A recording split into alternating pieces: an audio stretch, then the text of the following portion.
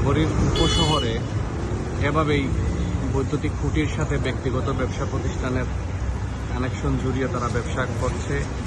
আসলে দেখার মতো কেউ নেই, সেজন্য এই চূড়াই লাইন সংযুক্ত করে সড়কবাতির লাইনের সাথে সংযুক্ত করেই আসলে তারা তাদের এই ব্যবসা বাণিজ্য পরিচালনা করে আসছেন। আসলে দেখার মতো কেউ নেই, কথা বলার মতো কেউ নেই, সেই কারণেই আসলে এমনটি হচ্ছে। এখানে সারিবদ্ধভাবে কয়েকটি ফাস্টফুডের দোকান দেখা যাচ্ছে, যেগুলো প্রতিদিনই সন্ধ্যার পরে আসলে চালু হয় এবং এই দোকানগুলোতেই এই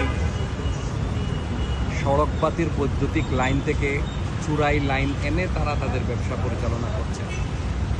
প্রশাসনের দৃষ্টি আকর্ষণ করছেন সাধারণ মানুষ, স্থানীয় বাসিন্দারা।